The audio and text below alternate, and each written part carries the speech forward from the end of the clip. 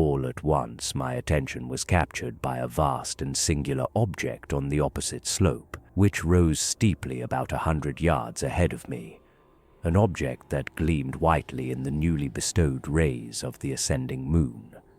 That it was merely a gigantic piece of stone, I soon assured myself, but I was conscious of a distinct impression that its contour and position were not altogether the work of nature.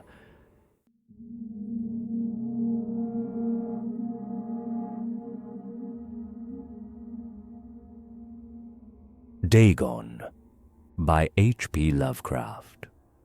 I am writing this under an appreciable mental strain, since by tonight I shall be no more. Penniless, and at the end of my supply of the drug which alone makes life endurable, I can bear the torture no longer, and shall cast myself from this garret window into the squalid street below. Do not think from my slavery to morphine that I am a weakling or a degenerate. When you have read these hastily scrawled pages, you may guess, though never fully realize, why it is that I must have forgetfulness or death. It was in one of the most open and least frequented parts of the broad Pacific that the packet of which I was supercargo fell a victim to the German sea raider.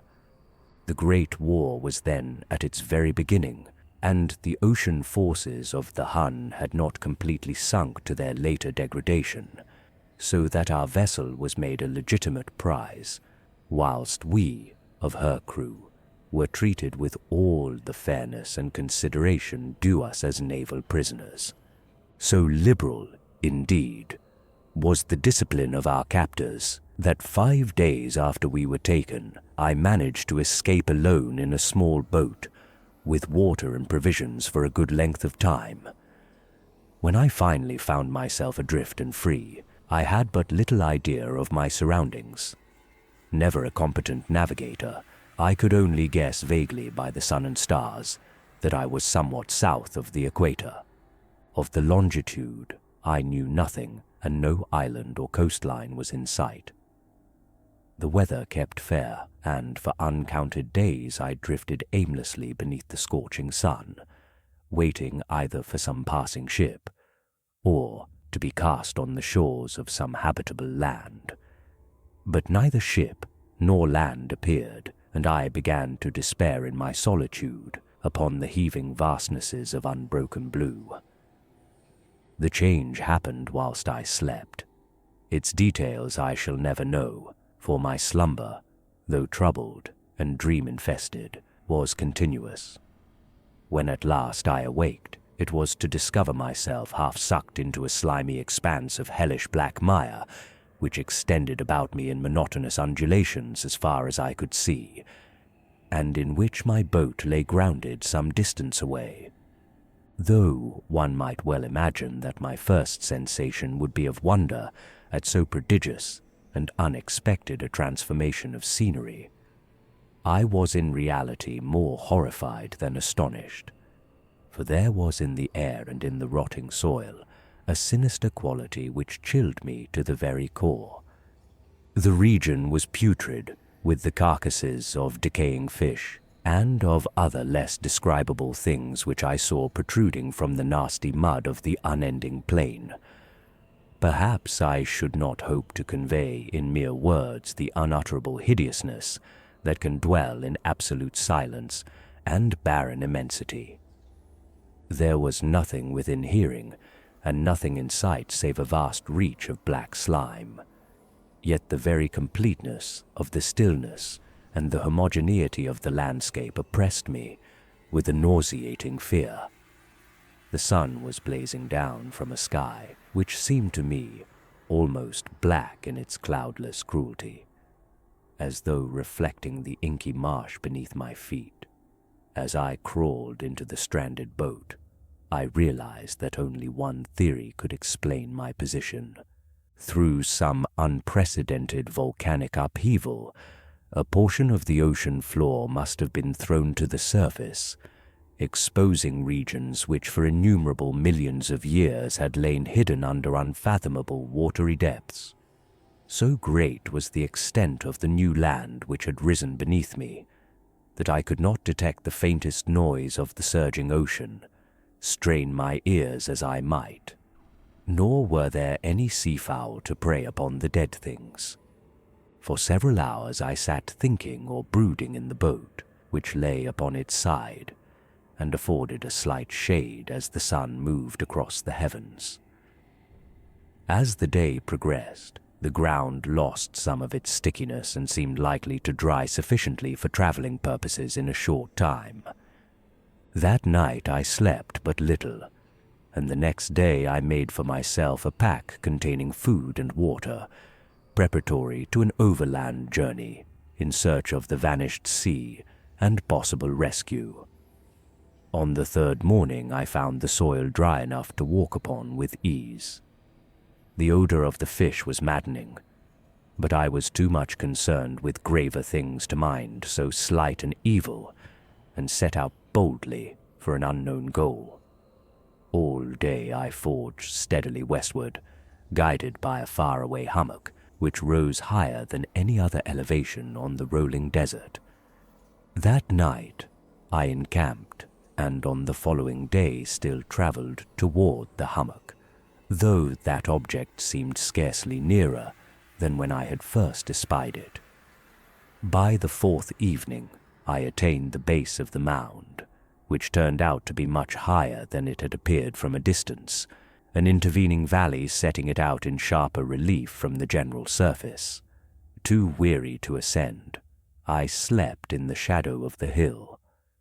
I know not why my dreams were so wild that night, but ere the waning and fantastically gibbous moon had risen far above the eastern plain, I was awake in a cold perspiration, determined to sleep no more.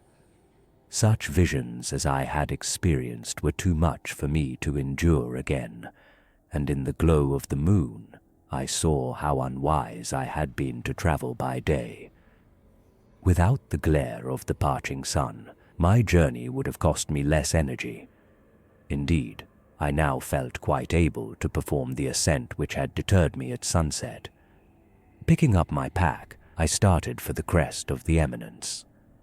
I have said that the unbroken monotony of the rolling plain was a source of vague horror to me, but I think my horror was greater when I gained the summit of the mound and looked down the other side into an immeasurable pit or canyon, whose black recesses the moon had not yet soared high enough to illumine. I felt myself on the edge of the world, peering over the rim into a fathomless chaos of eternal night.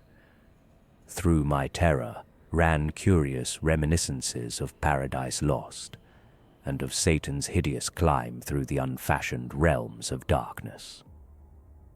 As the moon climbed higher in the sky, I began to see that the slopes of the valley were not quite so perpendicular as I had imagined.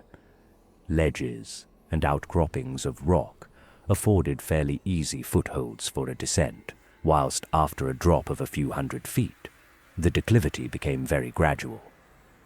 Urged on by an impulse which I cannot definitely analyze, I scrambled with difficulty down the rocks and stood on the gentler slope beneath, gazing into the Stygian deeps where no light had yet penetrated. All at once my attention was captured by a vast and singular object on the opposite slope, which rose steeply about 100 yards ahead of me, an object that gleamed whitely in the newly bestowed rays of the ascending moon. That it was merely a gigantic piece of stone, I soon assured myself, but I was conscious of a distinct impression that its contour and position were not altogether the work of nature. A closer scrutiny filled me with sensations I cannot express, for despite its enormous magnitude and its position in an abyss which had yawned at the bottom of the sea since the world was young, I perceived beyond a doubt that the strange object was a well-shaped monolith whose massive bulk had known the workmanship and perhaps the worship of living and thinking creatures.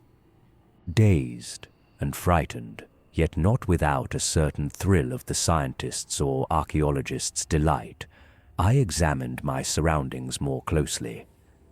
The moon, now near the zenith, shone weirdly and vividly above the towering steeps that hemmed in the chasm, and revealed the fact that a far-flung body of water flowed at the bottom, winding out of sight in both directions, and almost lapping my feet as I stood on the slope.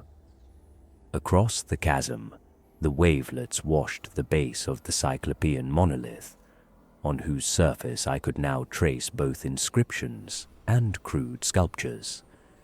The writing was in a system of hieroglyphics unknown to me and unlike anything I had ever seen in books, consisting for the most part of conventionalized aquatic symbols, such as fishes, eels, octopi, crustaceans, mollusks, whales, and the like. Several characters obviously represented marine things which are unknown to the modern world, but whose decomposing forms I had observed on the ocean-risen plain. It was the pictorial carving, however, that did most to hold me spellbound. Plainly visible across the intervening water on account of their enormous size were an array of bas-reliefs whose subjects would have excited the envy of a Doré. I think that these things were supposed to depict men, at least a certain sort of men. Though the creatures were shown disporting like fishes in the waters of some marine grotto, or paying homage at some monolithic shrine, which appeared to be under the waves as well. Of their faces and forms I dare not speak in detail, for the mere remembrance makes me grow faint. Grotesque, beyond the imagination of a Poe or a Bulwer, they were damnably human, in general outline despite webbed hands and feet, shockingly wide and flabby lips, glassy bulging eyes, and other features less pleasant to recall. Curiously enough, they seemed to have been chiseled badly out of proportion with their scenic background, for one of the creatures was shown in the act of killing a whale, represented as but little larger than himself. I remarked, as I say, their grotesqueness and strange size, but in a moment decided that they were merely the imaginary gods of some primitive fishing or seafaring tribe. Some tribe whose last descendant had perished eras before the first ancestor of the Piltdown or Neanderthal man was born. Awestruck at this unexpected glimpse into a past beyond the conception of the most daring anthropologist, I stood musing whilst the moon cast queer reflections on the silent channel before me. Then suddenly I saw it, with only a slight churning to mark its rise to the surface. The thing slid into view above the dark waters. Vast, Polyphemus-like, and loathsome, it darted like a stupendous monster of nightmares to the monolith, about which it flung its gigantic scaly arms, the while it bowed its hideous head and gave vent to certain measured sounds. I think I went mad then. Of my frantic ascent of the slope and cliff, and of my delirious journey back to the stranded boat, I remember little. I believe I sang a great deal, and laughed oddly when I was unable to sing. I have indistinct recollections of a great storm some time after I reached the boat. At any rate, I know that I heard peals of thunder and other tones which nature utters only in her wildest moods. When I came out of the shadows, I was in a San Francisco hospital, brought thither by the captain of the American ship, which had picked up my boat in mid-ocean. In my delirium, I had said much, but found that my words had been given scant attention. Of any land upheaval in the Pacific, my rescuers knew nothing, nor did I deem it necessary to insist upon a thing which I knew they could not believe. Once I sought out a celebrated ethnologist, and amused him with peculiar questions regarding the ancient Philistine legend of Dagon, the fish god, but soon perceiving that he was hopelessly conventional, I did not press my inquiries. It is at night especially when the moon is gibbous and waning, that I see the thing. I tried morphine, but the drug has given only transient surcease and has drawn me into its clutches as a hopeless slave. So now I am to end it all, having written a full account for the information or the contemptuous amusement of my fellow men. Often I ask myself if it could not all have been a pure phantasm, a mere freak of fever as I lay sun-stricken and raving in the open boat after my escape from the German man-of-war. This I ask myself, but ever does there come before me a hideously vivid vision in reply. I cannot think of the deep sea without shuddering at the nameless things that may at this very moment be crawling and floundering on its slimy bed, worshipping their ancient stone idols and carving their own detestable likenesses on submarine obelisks of water-soaked granite. I dream of a day when they may rise above the billows, to drag down in their reeking talons the remnants of puny, war-exhausted mankind. Of a day when the land shall sink, and the dark ocean floor shall ascend amidst universal pandemonium. The end is near. I hear a noise at the door, as of some immense slippery body lumbering against it. It shall not find me. God, that hand, the window, the window.